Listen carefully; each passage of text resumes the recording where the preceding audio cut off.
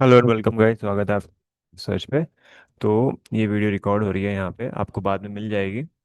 तो सबसे पहले तो अपन ये देखना स्टार्ट करते हैं, गोल्ड और सिल्वर को थोड़ा ब्रॉडर स्टडी करने का कोशिश करते हैं, क्या पोटेंशियल है ना।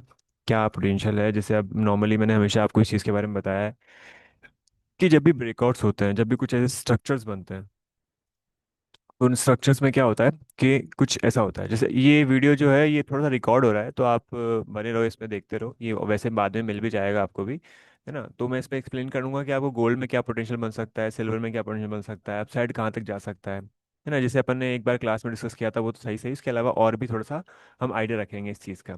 तो एक टूल होता है फिबोनाची रिट्रेसमेंट, हमने लगाया फिबोनाची के अकॉर्डिंगली अगर हम देखते हैं क्या क्या टारगेट्स एक्सपेक्टेशन थे हमारे पास में अपसाइड में।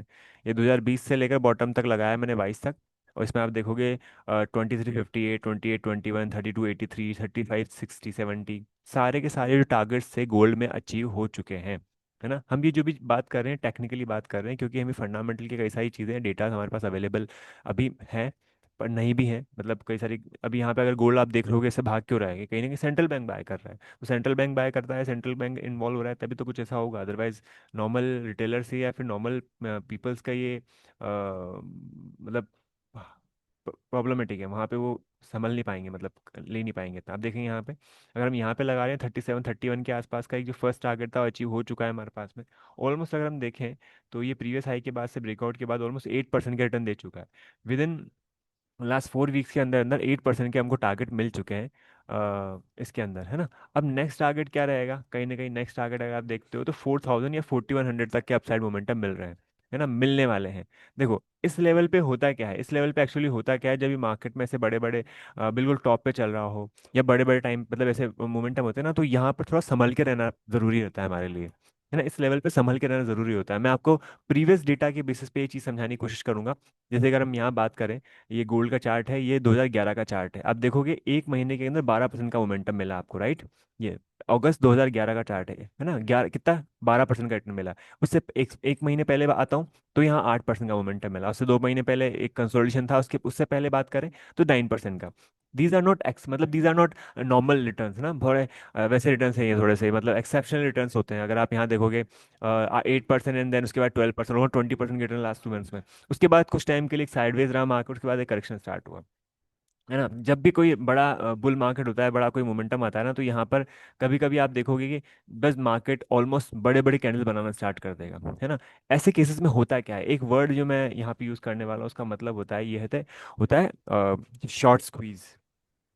शॉर्ट स्क्वीज,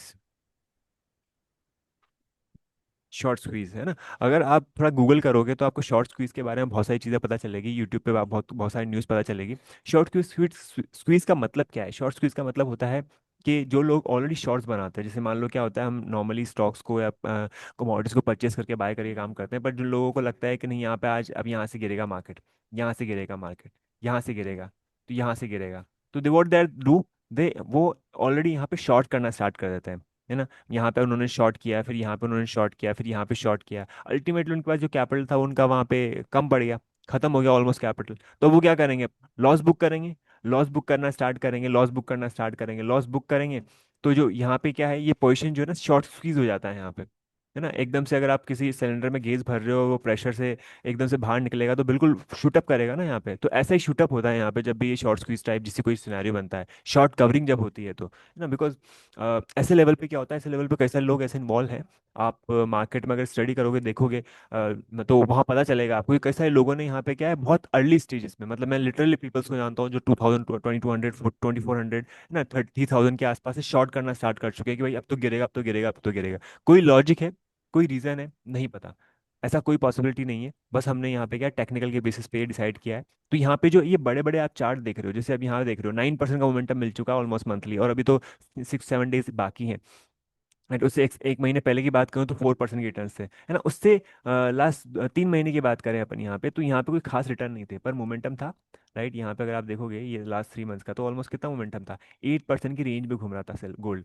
ये गोल्ड आप देखोगे कि रेंज में यहाँ पे ट्रेवल कर रहा था, ये रेंज में ट्रेवल कर रहा था। नाउ इस रेंज को इसने ब्रेक कर दिया है, उसी रेंज के अकॉर्डिंगली अपन ने क्या किया, यहाँ पे लगाया एक फिबोनाची रिट्रेसमेंट। फिबोनाची टूल जो होता है, वो टूल होता ही इसलिए कि आप अपसाइड में टारगेट कितने एक्सपेक्टेशन हो सकती है उसकी हम पोटेंशियल निकाल सकें। तो हमारा फर्स्ट पोटेंशियल जो क्या था, वो क्या था 3729, है ना। मिड में अगर आप कैसे लगाते हो तो आप ये मिड में टारगेट्स भी निकाल सकते हो कि यहाँ से चला है तो कहाँ जाएगा, फिर कहाँ जाएगा, फिर कहाँ जाएगा। बट अगर आप साइड देखोगे 3496 एंड 3729, दिस जो टारगेट था वो अचीव हो चुका है। नेक्स्ट टारगेट 4100 के आसपास आ रहा है।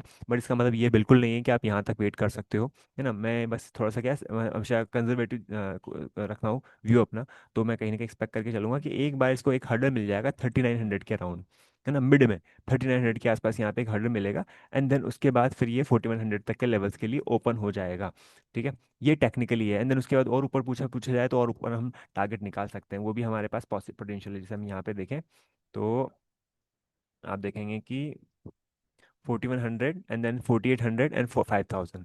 जैसा कि मैंने आपको गोल्ड का पूरा हिस्ट्री समझा रखा है कि गोल्ड में कई बार ऐसा सिनारियो आया है, सालों बाद ऐसा मौका आता है जब हम गोल्ड में इतना बड़े बड़े मोमेंटम देते हैं, जैसे हमने देखा है यहाँ पे 2024 के बाद यहाँ ब्रेकआउट हुआ है। उससे पहले भी हम देखें तो 2019 के आसपास यहाँ ब्रेकआउट हुआ है। तो जब ब्रेकआउट हुआ तो 1300 के आसपास जो गोल्ड था वो कितना चला गया था, ऑलमोस्ट ऑलमोस्ट देखो 1900 तक चला गया था। मतलब 50% के आसपास, 45% के आसपास रिटर्न मिले थे। उससे पहले भी अगर हम यहाँ पे देखें, ये मैंने कहा था 2000 की बात की, 2000 या 2000 की बात बात करोगे 2004-5 का टाइम अगर आप देखोगे, उसके बाद जो गोल्ड ने मोमेंटम दिया वो गोल्ड कितना हो गया, 3x 4x हो गया था ऑलमोस्ट, है ना। 4x तक के रिटर्न मिले थे। अगर हम यहाँ पे भी देखें तो 1.5 मतलब ऑलमोस्ट 1.5 गुना के आसपास तो हो चुका था 2008 के आसपास। फिर उसके बाद फाइनेंशियल क्राइसिस स्टार्ट हुआ, तो हम देखें तो टोटल मिला के 85% रिटर्न है। तो क्या क्या ये साइकिल वापस स्टार्ट हो चुकी है, 2005 वाली साइकिल या 2003-4-5 वाली साइकिल वापस स्टार्ट हो चुकी है? क्योंकि उससे पहले अगर आप देखोगे 1980 से लेकर 2005 तक कोई ज्यादा खास रिटर्न ही नहीं दिए इसने।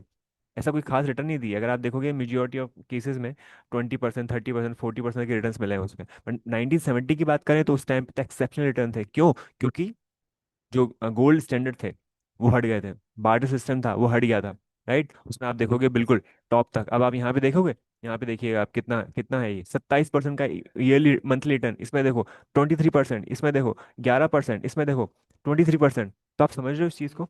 इसका मतलब क्या है? इसका मतलब ये है कि जब भी आपको मार्केट में एक कहीं ना कहीं पैनिक आने वाला होता है, कहीं ना कुछ सेल साइड अपॉर्चुनिटी अगर मिलने वाली है, कुछ होने वाला होता है ना, तो ये टाइम कौन सा होता है? ये यही टाइम होता है। अल्टीमेटली मैं पूरी वीडियो के थ्रू आपको ये समझाने की कोशिश कर रहा हूँ या समझाना चाह रहा हूँ, वो ये है कि आपको इस सिनेरियो में, इस पर्टिकुलर जोन पर अगर आप इन्वेस्टमेंट्स कर रहे हो, अगर आप ट्रेडिंग कर रहे हो, तो you should be very very very careful. समझ रहे हो आप मेरी बात? अगर आप इन्वेस्ट कर रहे हो या अगर आप इन्वेस्ट या कुछ भी कर रहे हो तो आपको बहुत ज़्यादा केयरफुल होने की ज़रूरत है। बिकॉज ये जो लेवल्स हैं, ये लेवल्स किसी भी रिटेलर के लिए बिल्कुल भी नहीं है, राइट। ऐसा हो सकता है कि ये पंप करा जा रहा है, पंप करा जा रहा है, इसके बाद एकदम से डंप हो जाए। एक तो ये सिनारियो बनता है, या फिर एक सिनारियो बनता है कि हो सकता है कि यहाँ पे अपन 3700 पे भी बात कर रहे हैं तो ये 40,000, 4,000, 4,500 वेरी इजीली अचीव कर जाए, है ना। उसका मतलब क्या हुआ? उसका मतलब ये हुआ है कि अभी अगर गोल्ड 1,13,000 के आसपास चल रहा है ना। अब देखो मैंने आपके सामने वो लगाया, गोल्ड में नहीं लगाया मैंने फिबोनाची, आपके सामने मैंने कॉमेक्स में लगाया, बिकॉज कॉमेक्स का प्राइस ज्यादा मैटर करता है। यहाँ पे मैंने फिबोनाची नहीं लगाया। क्या इस पे यूज नहीं करेंगे? इस पे भी यूज कर सकते हैं, फिबोनाची सब पे काम करता है। ये टूल्स मैं प्रॉपरली समझाता हूँ कई बार, कई सारी क्लासेस में। जो लोग नए हैं उन लोगों को मैं प्रॉपर या तो वैसे बता दूंगा, या फिर आपको जब समझाऊंगा तो उस पर हम डिटेल डिस्कस करेंगे।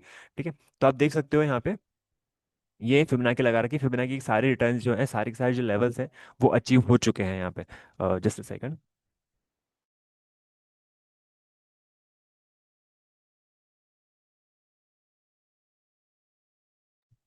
यस, तो आप देखोगे यहाँ पर ये सारे रिटर्न्स मिल चुके हैं। अब यहाँ पे आप देखोगे तो ये शूटअप जो मिल रहा है ना, बहुत फास्ट मूव मिल रहा है। तो हम कैसे एक्सपेक्ट कर सकते हैं, कैसे पता लगा सकते हैं कि और कितना बड़ा मोमेंटम मिल सकता है यहाँ पे?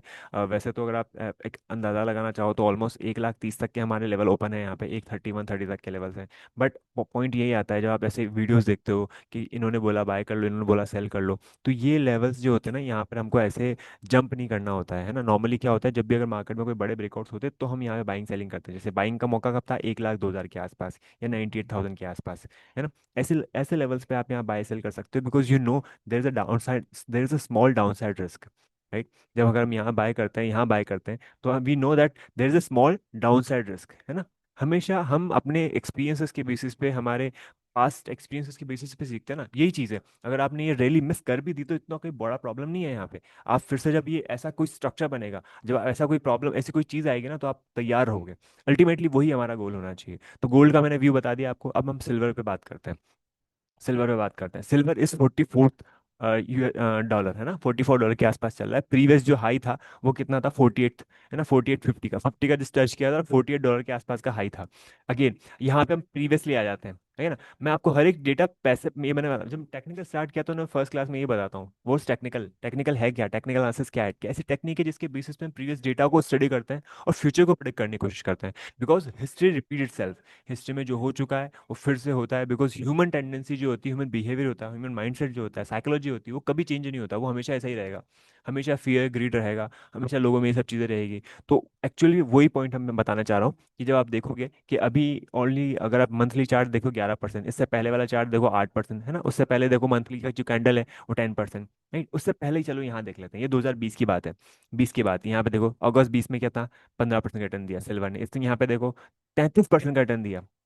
जुलाई 2020 में इस अकेले महीने ने कितना रिटर्न दिया, 33% का। क्यों? क्योंकि कोविड आया था, कोविड चल ही रहा था, है ना। मार्च में पैनिक था, पैनिक में गिरते गिरते कितना आ गया सिल्वर, 12 डॉलर, $13, है ना। मैं रुपीज में बात नहीं कर रहा हूँ अभी, उस पर भी हम आ सकते हैं, है ना। उसके बाद आप देखोगे रिकवरी। क्यों? क्योंकि ये तो सेफ एसेट क्लास है ना, gold silver is safe asset class, ऐसे एसेट क्लास जहाँ से पैसा बनना है ही सही, वहां से आप देखोगे रिकवरी आई और एकदम से शूट अप होना हुआ, $27 के आसपास हाई बनाया। उसके बाद आप देखो, उसके बाद आप देखो, जिन लोगों ने मान लो यहाँ पे भागते दौड़ते ले ली सिल्वर, उसके बाद क्या हुआ, कुछ टाइम बाद वापस गिरना स्टार्ट हुआ। और ऑलमोस्ट कितना टाइम लगा, 2020 से लेकर ऑलमोस्ट 24 तक का। ये तो डॉलर के टर्म्स में मैंने बात कर ली।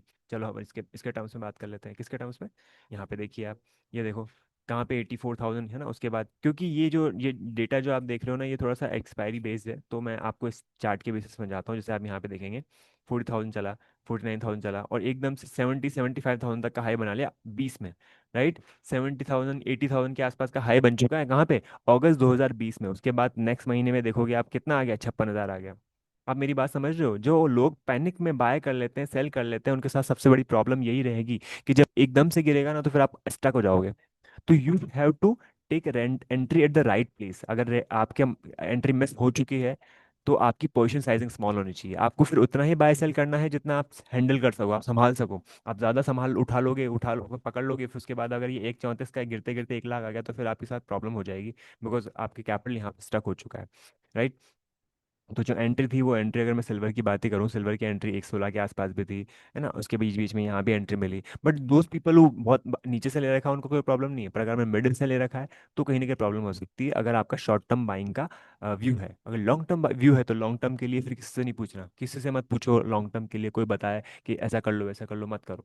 लॉन्ग टर्म में व्यू आपका खुद का होना चाहिए, आपका खुद का दिमाग काम करना चाहिए, आपकी खुद की स्टडी होनी चाहिए, उसी के बेसिस पे कैपिटल बनेगा। क्योंकि आप लॉन्ग टर्म कैपिटल अगर की पोर्टफोलियो की बात करें, लॉन्ग टर्म पोर्टफोलियो हमेशा आपके खुद के पर्सपेक्टिव पे ही बनने जरूरी है ना। हम सिर्फ व्यूज ले सकते हैं, पर हमारे डिसीजन खुद के होने चाहिए।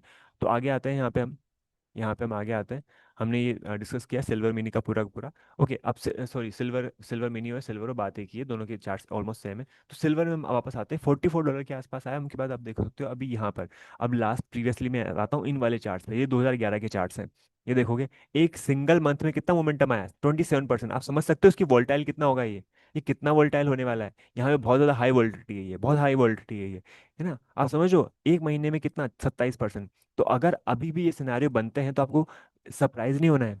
आपको सरप्राइज नहीं होना है कि यहाँ पे एकदम से ऐसा क्या हो गया, इतना महीना क्या हो गया, इतना कैसे बढ़ गया। क्योंकि जब हम प्राइस मोमेंटम देखते हैं ना, तो हमारे दिमाग में कई सारे थॉट्स आते हैं, कई सारी चीज़ें आती है ना। यहाँ पे साइकोलॉजी इन्वॉल्व होती है, यहाँ पे पैसा इन्वॉल्व होता है, तो आपको बहुत ज़्यादा फियर ग्रीड बहुत सारी चीज़ें लगती है। अरे ले लो पता चले वापस मिले ही ना मिले। कई लोग कहेंगे देखना 1.5 लाख जाएगी सिल्वर, सॉरी 2 लाख जाएगी, 2.5 लाख जाएगी सिल्वर, जाएगी।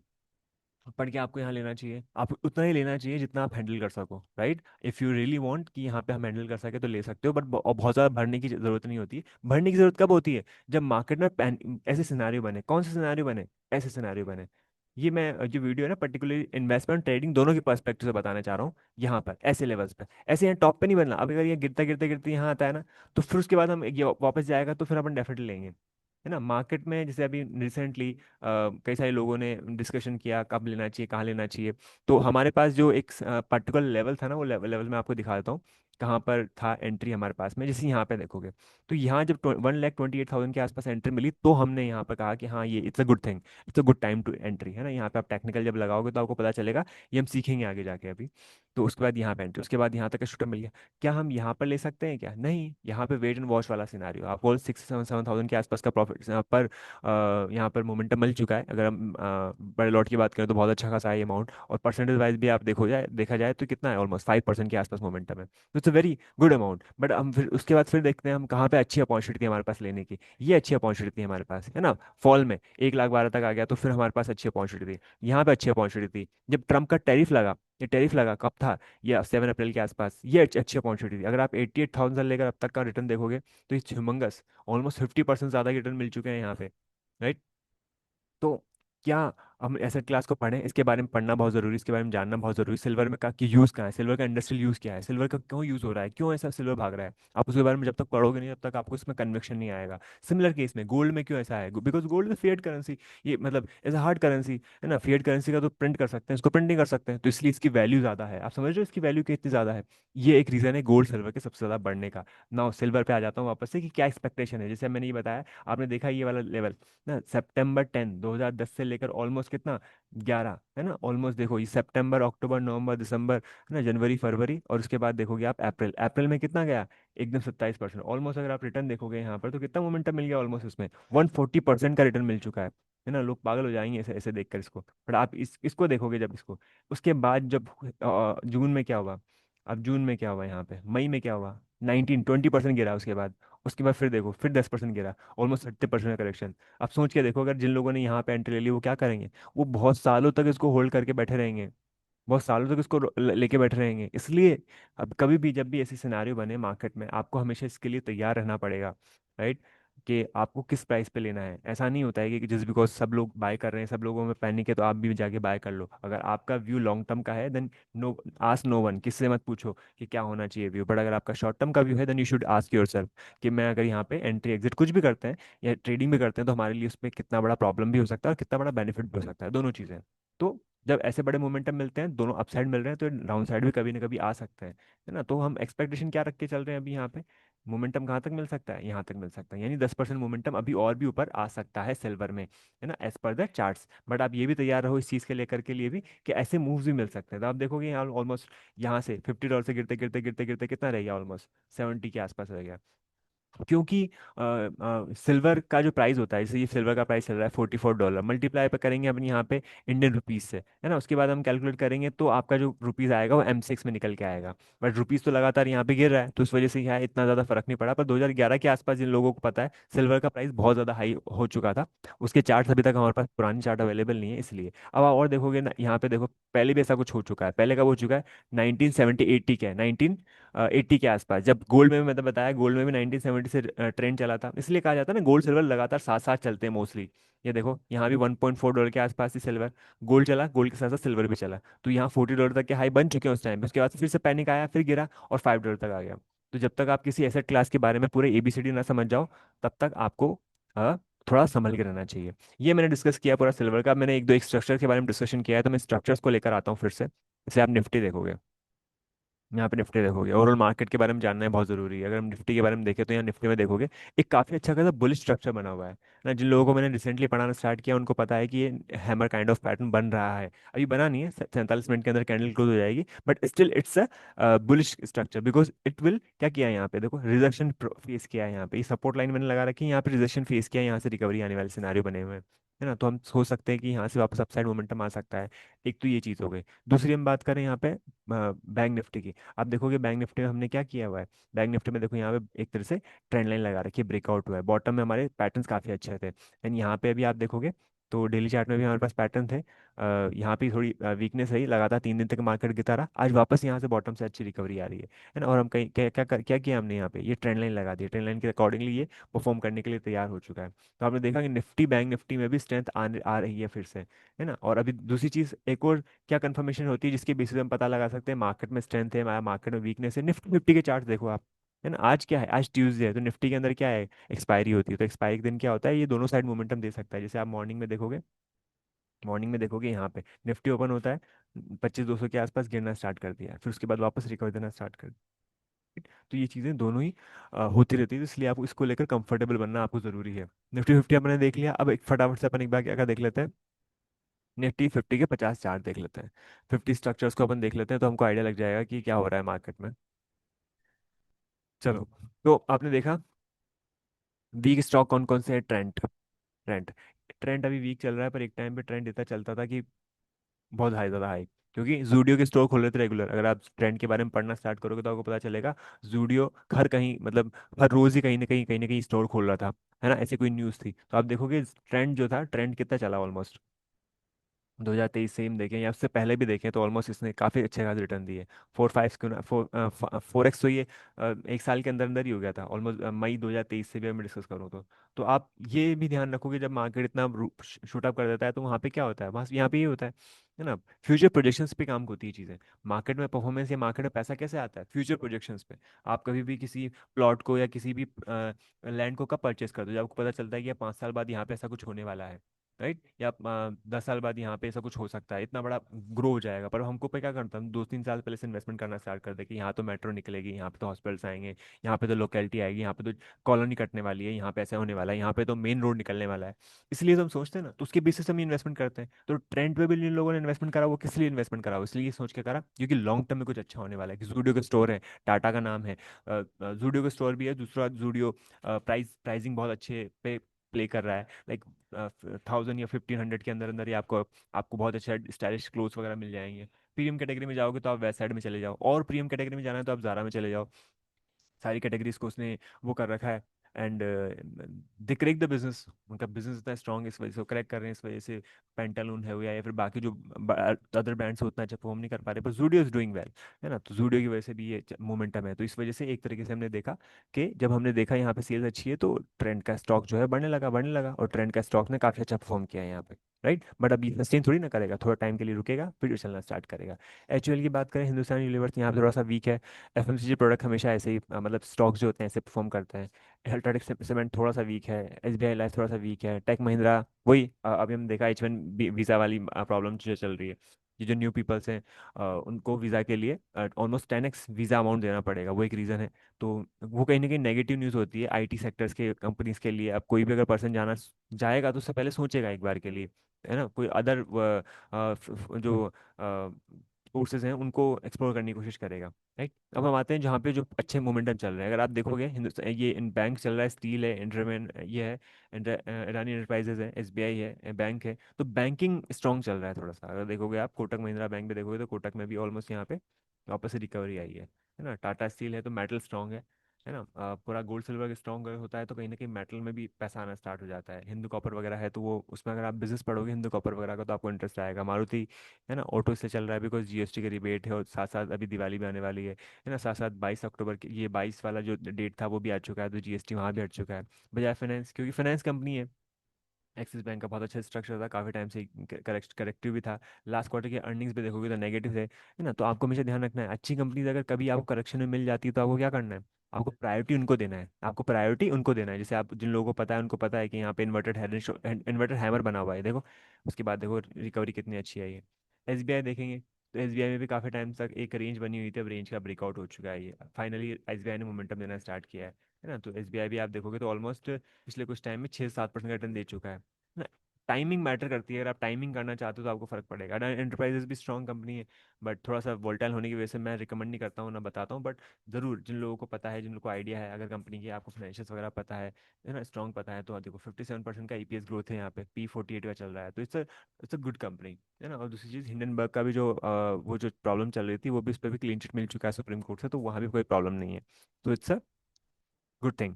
एंड जेएसडब्ल्यू ग्रुप तो is doing well. And IndusInd bank का हम बात करें तो इंडसइंड बैंक भी बिल्कुल बॉटम से रिकवर हो रहा है यहाँ पे, है ना। तो सिमिलर सिमिलर केस में हो सकता है कि ये वापस से एक्सिस बैंक जैसा मोमेंटम देना स्टार्ट कर दे। बट क्या होता है कि इंडसइंड बैंक जैसे बैंक पे क्या होता है, थोड़ा सा यहाँ पर मतलब काफ़ी ज़्यादा वोल्टाइल होता है, तो वोल्टिलिटी अगर हैंडल नहीं हो सके तो थोड़ा सा हमको दूर रहना पड़ेगा, क्योंकि अब जब आप देखोगे कि तो वोल्टाइल तो काफ़ी रहता है, 12-13% के आसपास ही यहाँ से बॉटम से स्टार्ट करेगा चलना। तो पोटेंशियल की 17-18% रिटर्न भी देते, और हो भी सकता है कि काफ़ी टाइम तक यहीं की यहीं घूमता भी रहे।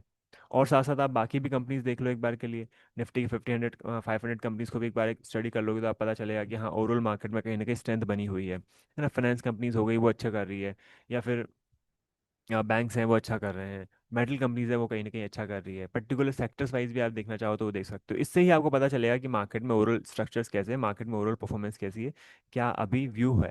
राइट। तो यही पूरी वीडियो के बारे में इसमें मैंने इस वजह से डिस्कस किया है ना। तो